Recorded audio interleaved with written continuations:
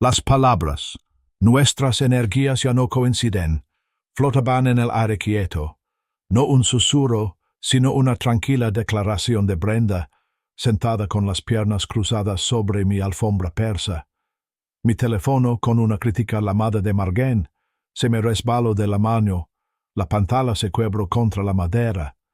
Ella simplemente sonrió con una expresión beatífica y exasperante y se ajustó el colgante de amatista, como si acabara de compartir una profunda verdad, no de dictar una sentencia de cadena perpetua. El aire de mi ático, normalmente impregnado del aroma a espresso y a cualquier mercado de alto riesgo en ebullición, ahora traía un ligero aroma a palo santo. Brenda Larson estaba sentada en medio de la sala, con una flor de loto sobre mi antigua alfombra au buzón, la espalda imposiblemente recta. Había estado meditando, o al menos eso decían. Cuando habló, su voz era serena sin temblores. Dijo que mi energía estaba reprimiendo la suya. Nuestros caminos, explico, se estaban separando. Había llegado el momento decidido de que fuéramos solo amigos.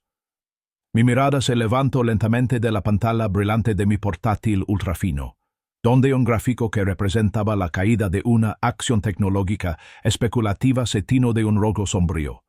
Las noticias en la pantalla parecían abstractas comparadas con su declaración. Solo amigos. Pronunció el mensaje con la calma practicada de una instructora de yoga experimentada que guía a una clase en una postura particularmente difícil. Ni un pestañeo, ni un atisbo de arrepentimiento en sus ojos abiertos e impasibles. 3 años, habían sido 3 años de sus lugares comunes espirituales, sus cristales, su humo de salvia, todo chocando con mi mundo meticulosamente organizado de proyecciones financieras y evaluaciones de riesgo. Observé fijamente las cifras que se desplomaban durante otro largo instante, y luego, lenta y deliberadamente, cerré la laptop. El clic de la tapa fue definitivo, más fuerte que su silenciosa declaración. Una claridad fría y analítica de la que dependía cuando los mercados se desplomaban, comenzó a reemplazar el dolor sordo que había empezado a latir tras mis costillas. Perfecto, dije. Mi voz sonó serena, casi desapasionada. Desde una perspectiva de gestión de riesgos, esa es la decisión correcta. Sus ojos, normalmente entrecerrados en serena contemplación, se abrieron de golpe. La máscara plácida que elevaba se quebró apenas un poco. No esperaba una aprobación, no de esa manera. Apretó la mandíbula, una pequeña señal. Me llamo Tom Miller. Tengo 33 años y, durante los últimos 10, he sido analista principal de inversiones para Sterling Group, gestionando carteras que permitían comprar y vender pequeñas naciones. Las evaluaciones de riesgo eran mi pan de cada día. Cada decisión, cada fluctuación del mercado, cada relación se reducía a un cálculo. Conocí a Brenda hace 3 años en una gala benéfica en el centro. El ambiente estaba cargado con el tintineo de copas de champán y sonrisas forzadas. Pero ella era diferente. No llevaba traje, por supuesto. Llevaba un vestido fluido color carmesí que parecía desafiar la estricta geometría del salón. Su risa, cuando sonó, fue demasiado fuerte, demasiado genuina para el refinado aspecto del evento. Era una flor exótica en un jardín de setos meticulosamente podados. Me encontró junto a la barra, analizando minuciosamente el informe trimestral de una empresa rival en mi tableta. Me pregunto sin preámbulos si alguna vez respiraba. Cuando levanté la vista, criticó mi enfoque y mi afán de acumular, mi desequilibrio energético. Wall Street había sido mi mundo desde la universidad, un paisaje despiadado que navegaba con precisión. Sin embargo, su juicio agudo e imprevisto, su marcada diferencia con las mujeres que solía encontrar en mi círculo, había sido extrañamente cautivador. Afirmaba que el dinero corrompía las almas. Una ironía que noté enseguida cuando supe que se ganaba la vida enseñando yoga a las mujeres más ricas de la ciudad.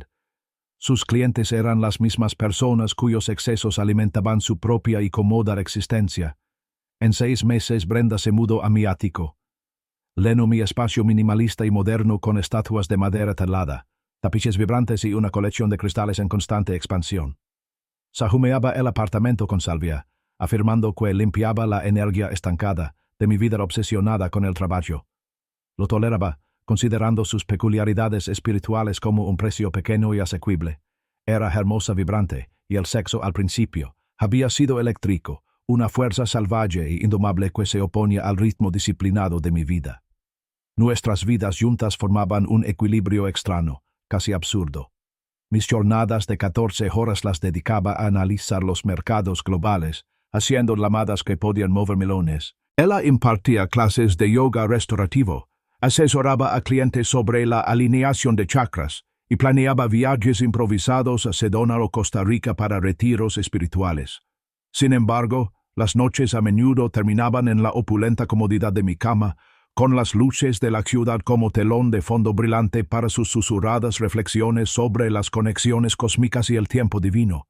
Las señales de problemas se habían acumulado lentamente, como sedimento en un filtro. Su creciente desprecio por mi trabajo, al cual llamaba materialismo vacío, a pesar de vivir cómodamente de sus ganancias. Sus viajes impulsivos y costosos siempre para crecimiento personal, sin considerar nunca los aspectos prácticos. Y mi propia conciencia persistente, una vocecita en el fondo de mi mente analítica, de que estaba cayendo víctima de la falacia del costo hundido. Había invertido tanto que quizás me había convencido de que la rentabilidad eventualmente justificaría el desembolso. El brillo de mis monitores proyectaba un brillo azul sobre el escritorio de caoba de mi oficina en casa. Era media tarde, pero el mercado seguía activo, convulsionando y rugiendo. Una inversión tecnológica específica, en la que había sido optimista, se estaba volviendo volátil, perdiendo valor a cada minuto. Mi atención se dividía entre los números rojos parpadeantes y el latido sordo detrás de mis ojos. Había estado trabajando desde casa desde el amanecer, y la cafeína no conseguía mitigar el estrés. La puerta principal sonó, un sonido suave, casi etéreo. Brenda había salido a lo que ella llamaba una sesión de sanación con baño de sonido. Un momento después oí el familiar crujido de la tela mientras extendía su costosa y ecológica esterila de yoga justo en medio de mi sala, justo en mi línea de visión desde la puerta de la oficina. Un zumbido bajo y sostenido comenzó a vibrar a través de las delgadas paredes, cada vez más fuerte, media parte de mi escritorio. Brenda, lame con voz mesurada. Hay una sala de yoga, la que mandé renovar para ti, ¿recuerdas? Eres un poco ruidosa aquí.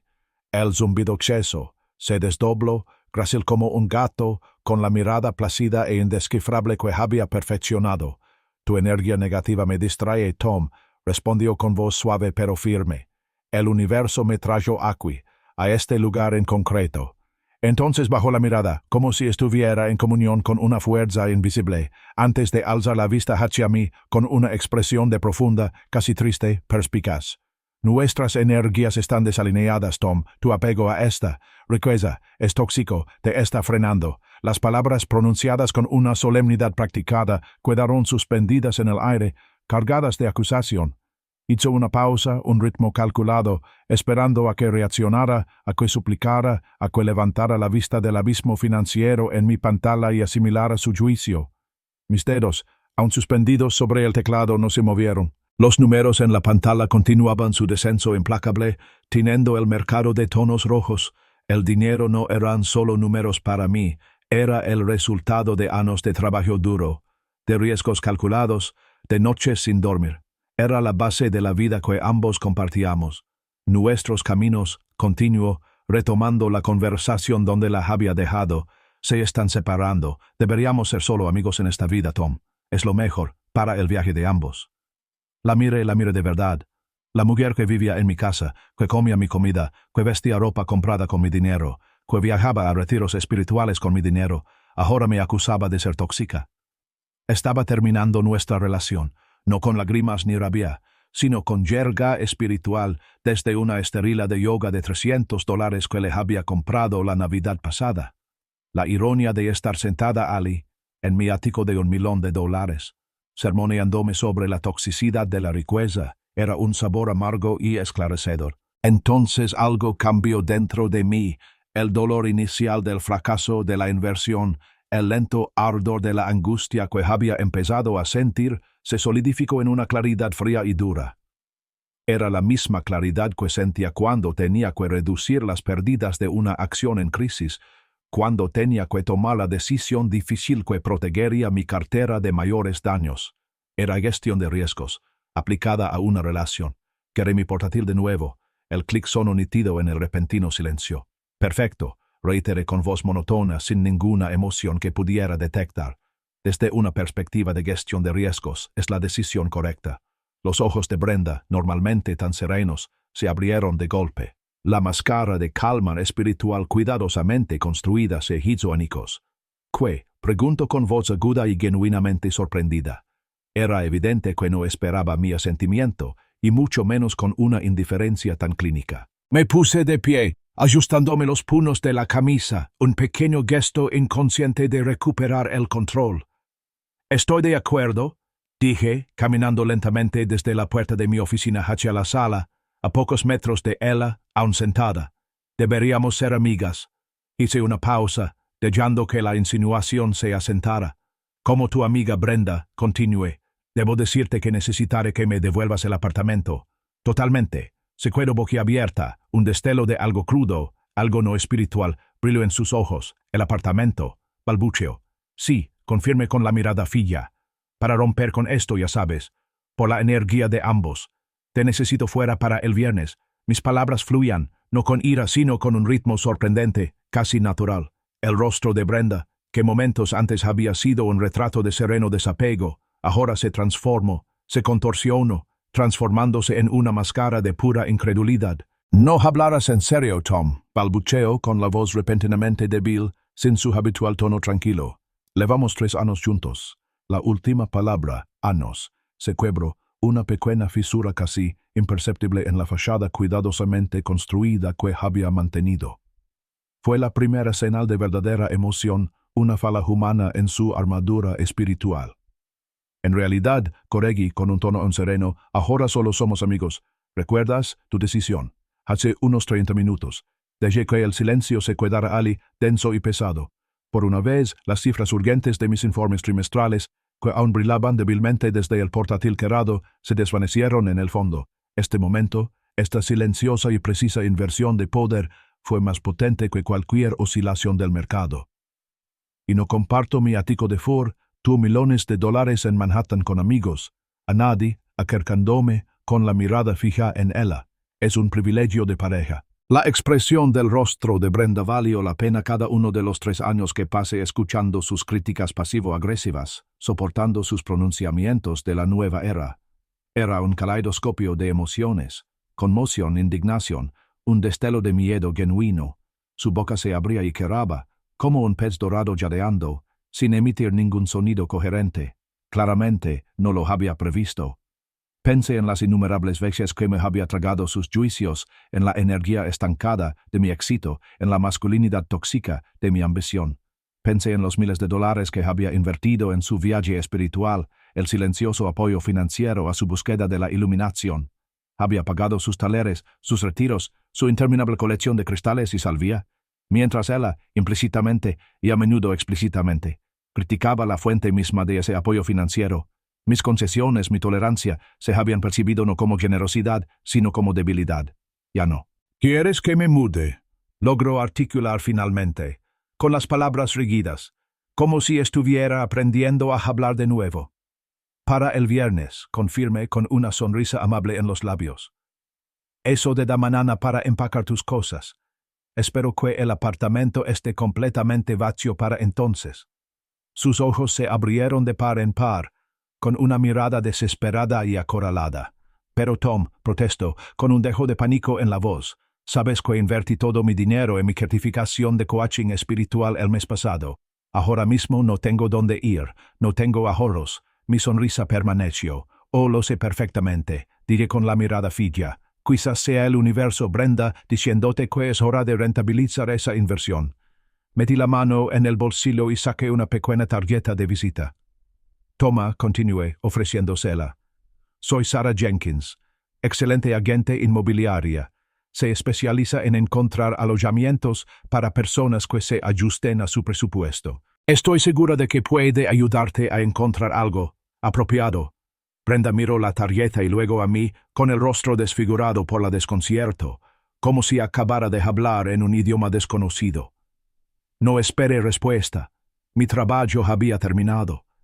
Me di la vuelta y volví a mi oficina, dejándola sola en la sala sobre su esterilla de yoga de diseño, rodeada de los costosos objetos espirituales que había comprado. Mi corazón, en lugar de latir con fuerza de dolor, resonó con una extraña y estimulante sensación de liberación. Fue una ruptura definitiva, una ruptura rentable. Me apoyé en la calva pulida de la puerta de mi oficina. La superficie fresca contrastaba con la silenciosa tempestad que rugía a mis espaldas en la sala.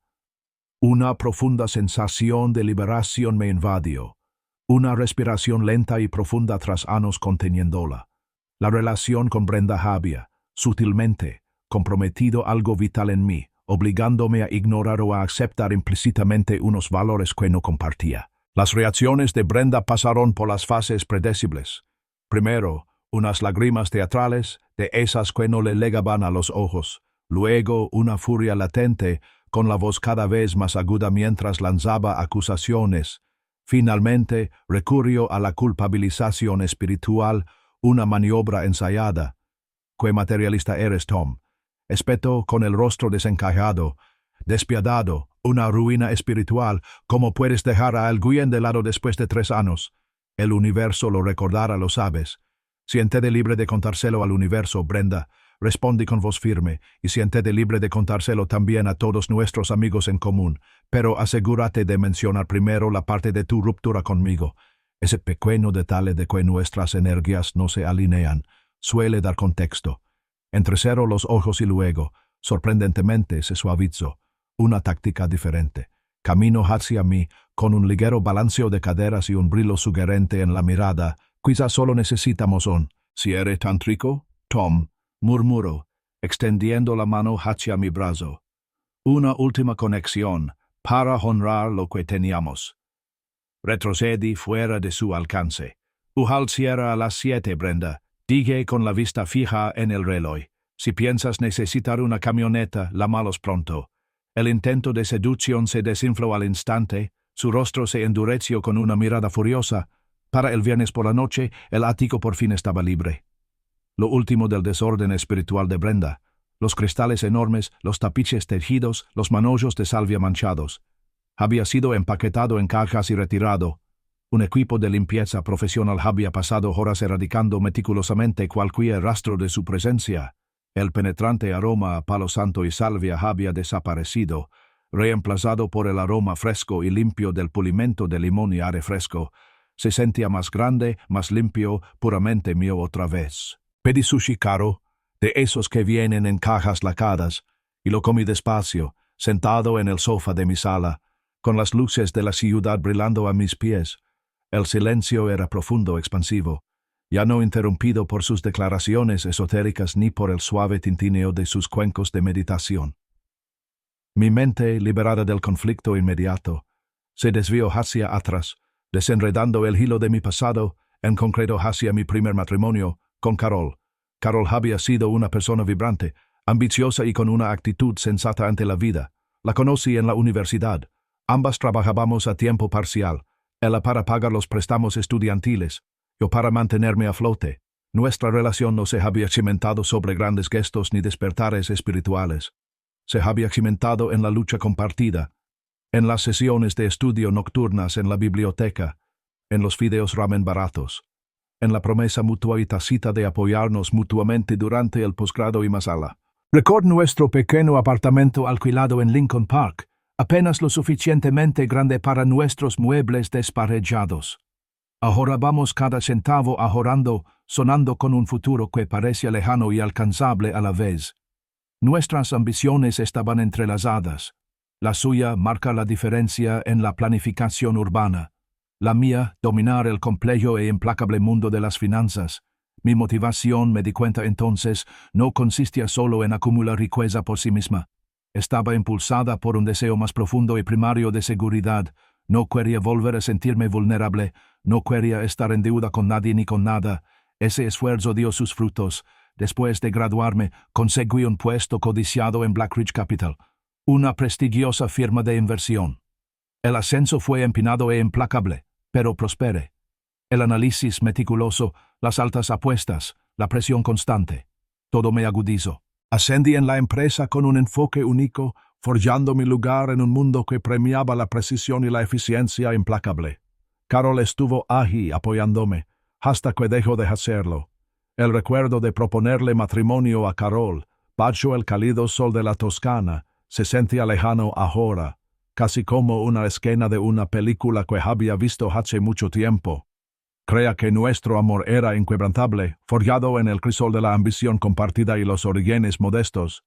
El anillo de oro que le puse en el dedo era como un lazo que nos unía a un futuro que ambos soñábamos.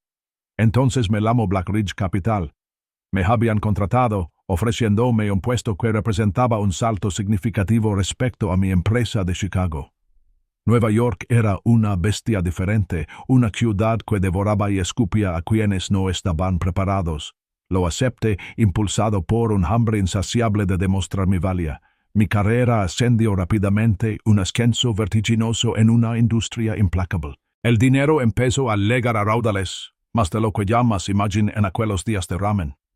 Sin embargo, a Carol le costó encontrar su lugar en la jungla de cemento.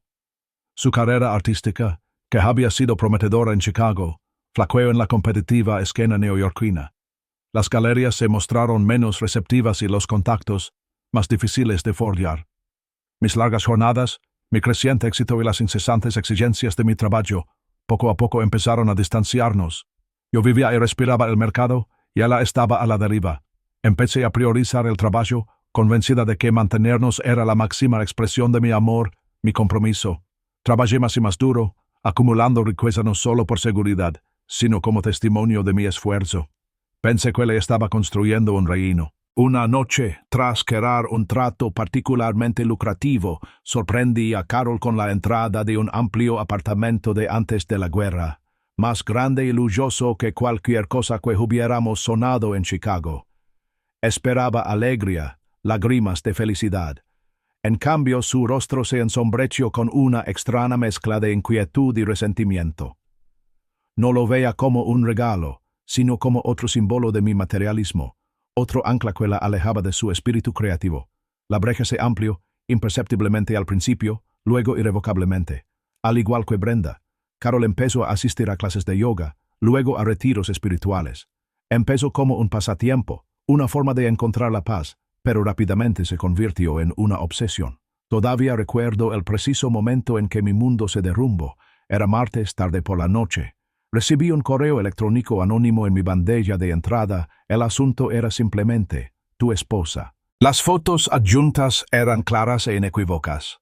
Carol envuelta en los brazos de su instructor de yoga, un hombre con una barba larga y una camisa de lino abierta, en una playa de Costa Rica. La devastadora claridad de esa traición me golpeó como un puñetazo. La ironía de que ella encontrara consuelo espiritual en los brazos de otro, mientras criticaba mi vida materialista, fue como un veneno en mis entrañas.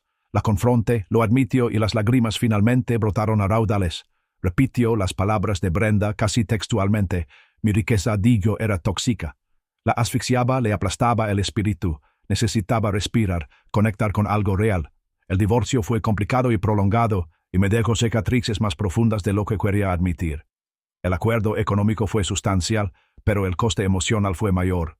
Reconstruí mi vida ladrillo a ladrillo, dedicando mi energía y mi ambición a mi carrera, invirtiendo mucho en el ático, transformándolo en una fortaleza. Juré que nunca volvería a ser vulnerable, y menos ante alguien que usara mi éxito en mi contra, que predicara la pureza espiritual mientras disfrutaba de las comodidades materiales que éste proporcionaba. Las declaraciones de Brenda me habían resonado con una familiaridad inquietante. Sus palabras eran las de Carol, casi 2 décadas después. Ese eco, esa cruel repetición de la historia, fue lo que desencadenó mi fría y decisiva respuesta. Había aprendido la lección una vez, no la repetiría. Para aquellos que se preguntan cómo un hombre se reconstruye después de semejante traición, quédense hasta el final para ver cómo se desarrollan las costosas decisiones de la vida. Mi carrera continuó su trayectoria ascendente sin la carga emocional del divorcio. Me convertí en socio de Blackridge Capital, y mis ingresos se dispararon más allá de los sueños más descabelados del joven que una vez tuvo dificultades para pagar los libros de texto. El ático, cuidadosamente cuidado, se convirtió en algo más que un hogar. Era un monumento a mi esfuerzo, mi resiliencia y un nuevo desapego. Salí con alguien, por supuesto, pero siempre de forma casual. Un compromiso serio parecía un riesgo innecesario, una inversión emocional con demasiadas variables. Siempre era cauteloso. Entonces Brenda entró en escena. A pesar de su retórica espiritual, sus cristales y su constante charla sobre energías, era una hermosa distracción. Su naturaleza exótica, un marcado contraste con las aristas de mi mundo, era seductora. Sabía que las señales de alerta estaban allí, parpadeando en la periferia de mi conciencia, ecos de mi pasado con Carol. Su desdén por mi trabajo, sus grandilocuentes declaraciones sobre la pureza espiritual, su casi inmediata dependencia de mi seguridad financiera. Todas notas familiares en una melodía que creía haber olvidado. Pero les di el gusto.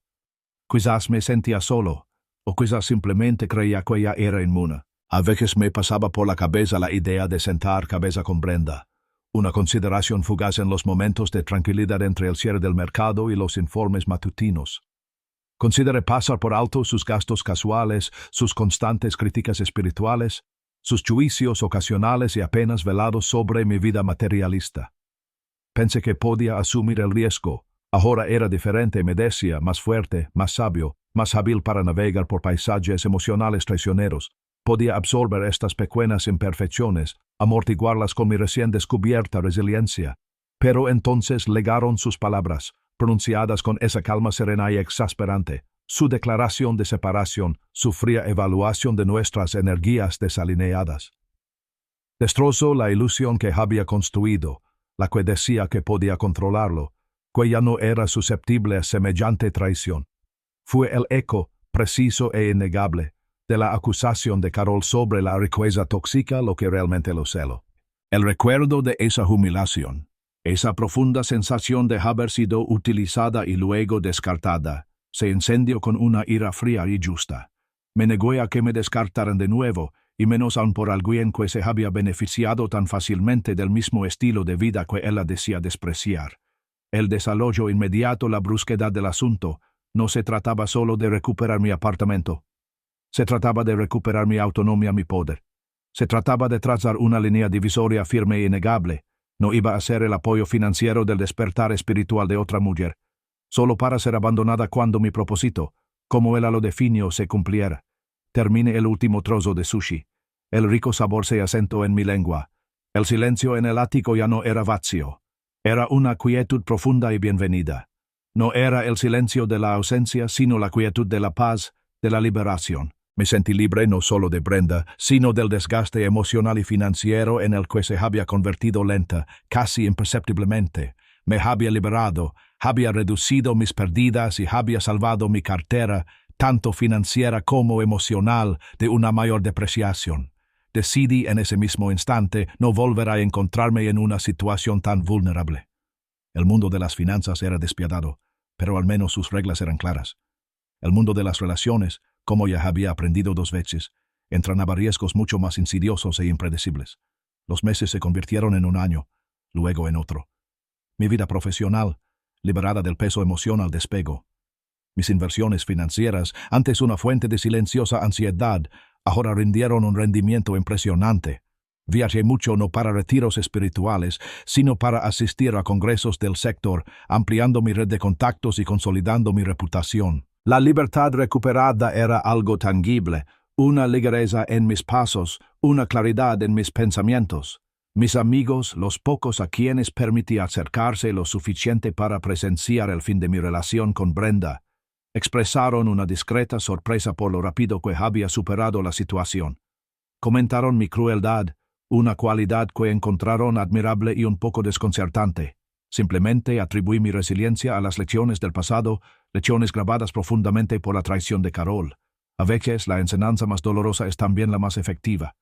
Seguí saliendo con alguien, pero siempre con un distanciamiento cuidadoso, casi clínico. Conexiones superficiales, agradables para una noche, pero carentes de una verdadera implicación emocional. El riesgo era demasiado alto, las posibles desventajas demasiado grandes.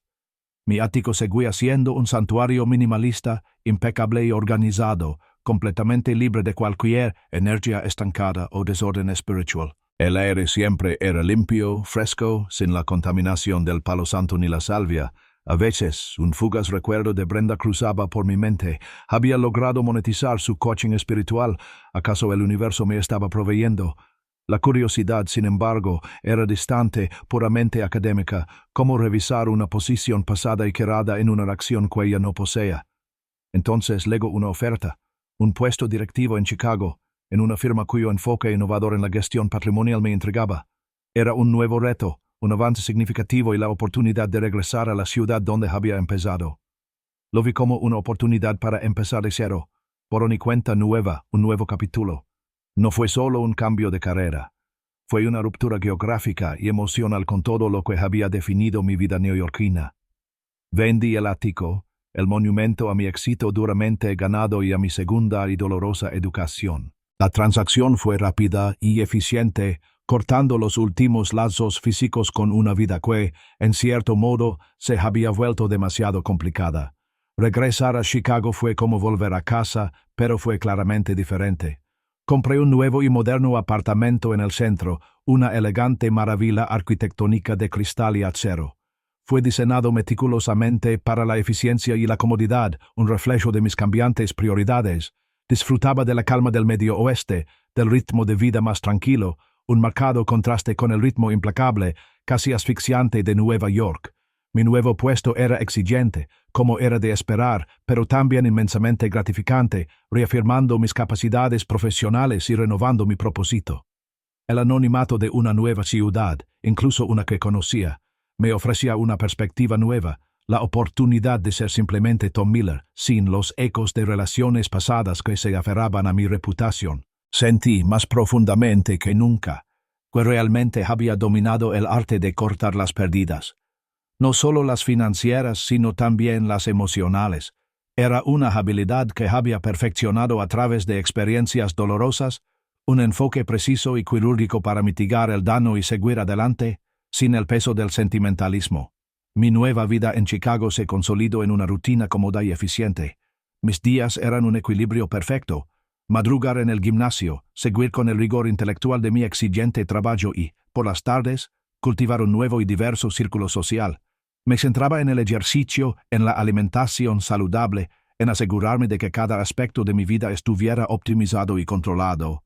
Era una existencia ordenada, libre de intervenciones espirituales inesperadas o turbulencias emocionales.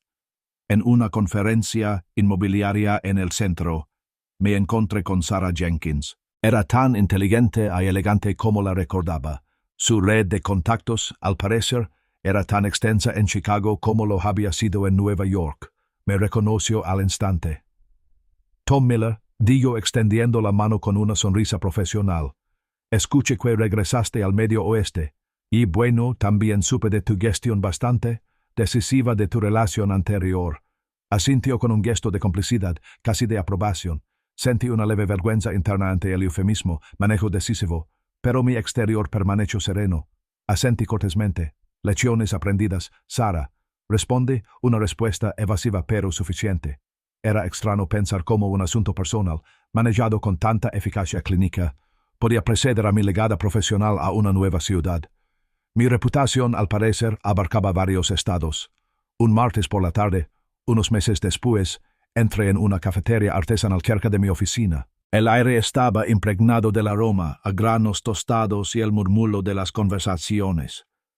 Estaba esperando mi café con leche, revisando los datos del mercado en mi teléfono, cuando un movimiento fugaz detrás del mostrador me llamó la atención. Levanté la vista, mi mirada se posó en una figura familiar, ocupada en hervir leche. Era Brenda Larson, se veía diferente, un poco mayor, quizás con unas finas líneas alrededor de los ojos que antes no tenía. Su apariencia, antes vibrante y casi etérea, se había atenuado, reemplazada por un práctico delantal de uniforme. El brillo espiritual, el aura de sereno desapego que una vez cultivo, se había atenuado, reemplazado por la cansada eficiencia de una barista. Estaba sirviendo café con leche, tomando pedidos, limpiando el mostrador. Una punzada, algo que no pude definir, me recorrió. No era arrepentimiento ni triunfo. Era una comprensión silenciosa, el reconocimiento de un camino completado. Me pregunté si el universo de hecho provea para ella, aunque de una manera que ella no había anticipado o tal vez deseado. Este era su camino, divergente del mío de una manera que ninguno de los dos había previsto del todo. Consideré acercarme a ella, decirle algo lo que fuera. Pero ¿qué diría? ¿Qué propósito tendría? El pasado ya estaba hecho, limpio, despejado. No quedaba energía estancada. Decidí no hacerlo, dejando que el momento se quedara colgado sin reconocerlo. Al girarme para recoger mi café, ella levantó la vista y recorrió con la mirada la cafetería. Nuestras miradas se cruzaron. Al otro lado de la sala abarrotada, por un instante, nos quedamos mirándonos fijamente. Un destello de reconocimiento, agudo e innegable, cruzó su rostro. Luego, una nube de emociones complejas lo siguió, conmoción, resentimiento, tal vez incluso un atisbo de resignación. La máscara de serenidad había desaparecido por completo, reemplazada por algo crudo y humano. Simplemente le sostuve la mirada un segundo más, un reconocimiento silencioso de nuestra historia compartida y compleja, de las decisiones que tomamos y los caminos que recorrimos. Luego tomé mi café y salí. Sostuve la mirada de Brenda a través del café abarrotado. La silenciosa conversación que se desarrollaba entre nosotros era clara. Su sorpresa inicial dio paso a una expresión de complicidad, casi de cansancio. Bajó la mirada hacia sus manos un instante, luego volvió a mirarme con una leve sonrisa sin humor en los labios. Levantó una mano ligeramente, un gesto que podría haber sido un saludo, una despedida o simplemente un reconocimiento de derrota. No reaccioné más a la de mantener el contacto visual, un observador estoico de mi propio pasado. Ella entendió el mensaje. Yo había seguido adelante y ella tenía que asumir las consecuencias de sus decisiones, fueran las que fueran. Sin romper el contacto visual, le ofrecí un pequeño, casi imperceptible, asentimiento. Luego me di la vuelta y salí del café, dejándola atrás. Afuera, el sol del medio oeste me daba una sorprendente calidez en el rostro. El encuentro me había traído una sensación de cierre, tranquila e inesperada. Sabía que mi dureza con Brenda había sido consecuencia directa de la traición de Carol años atrás. Había aprendido a reducir las pérdidas, a protegerme, pero no había aprendido a confiar del todo de nuevo. Me marché con seguridad financiera, éxito profesional, pero emocionalmente reservado. Me preguntaba si la verdadera liberación significaba no solo reducir las pérdidas, sino también permitir nuevas inversiones auténticas. Mi realismo del Medio Oeste, sin embargo, me dictaba una visión pragmática. El pasado moldea el presente, y algunas lecciones se aprenden a las malas. Sostuve la mirada de Brenda a través del café lleno de gente. Su sorpresa inicial dio paso a una expresión de complicidad, casi de cansancio. Bajó la vista hacia sus manos y luego volvió a mirarme, con una leve sonrisa sin humor en los labios. Levanto una mano ligeramente, un gesto ambiguo, un saludo, una despedida o simplemente un reconocimiento de derrota.